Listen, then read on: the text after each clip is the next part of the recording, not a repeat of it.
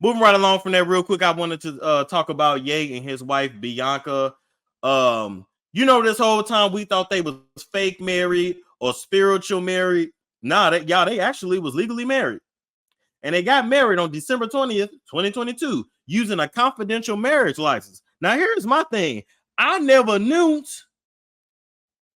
that a confidential marriage license was a thing. I never knew that. They say that's the kind of let me stop. I ain't gonna say that, it's too far. But I never knew that.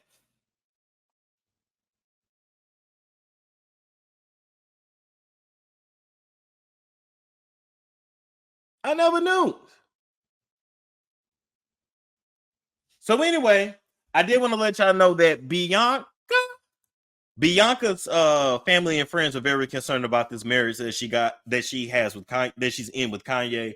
Y'all already know they weird. They was overseas getting hit in public. Now ain't no wrong with that. Y'all know how I am being an exhibitionist, but at the end of the day, it just was a bad look. And so according to the friends and family, she doesn't have a voice in this marriage. She controls everything: what she wears, what she eats, how and when she talks.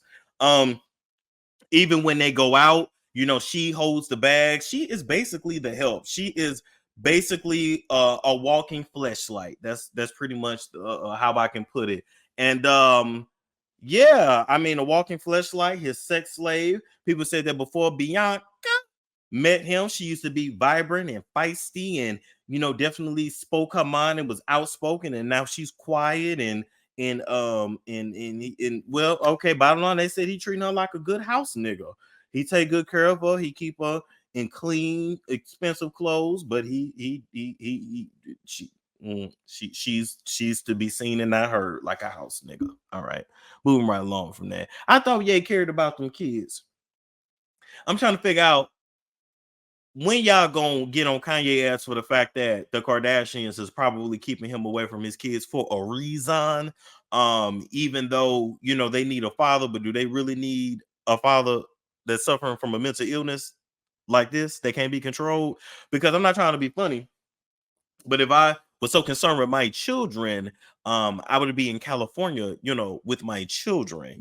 He bought a house across the street from Kim so he could spy on her with his binoculars as Big Meat Pete, as Big Meat Pete was destroying what Kanye used to destroy. He was very intimidated by meat that was bigger than him. It's all a dick measuring contest at the end of the day when it comes to men's. So my thing is, you never really was worried about the children. You was just worried about who was blowing Kim's back out, and the fact that it was a white boy with big meat. You just knew you couldn't compete, because even though you are a legend and a musical genius and this and that and that and the third, you are still a nickel at the end of the day. And that was still a white man that Kim was riding. So anyway, you say what you want, but these niggas don't be giving a fuck about their kids like that. If they really cared about their kids, he would not been so concerned with Big Meat Pete. Y'all got to remember that Ye is the same one that used to masturbate and jerk his meat aggressively and obsessively to Kim K and Ray J. And so if you can beat your meat to your woman getting banged out and blowed out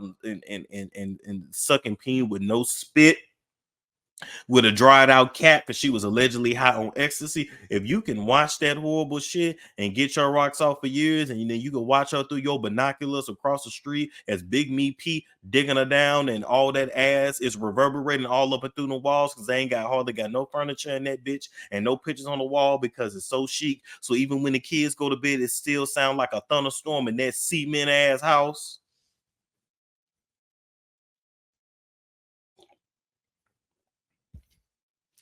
He don't care about them damn kids. Forced her to give them kids some crazy ass names for him to legally drop his first and last name.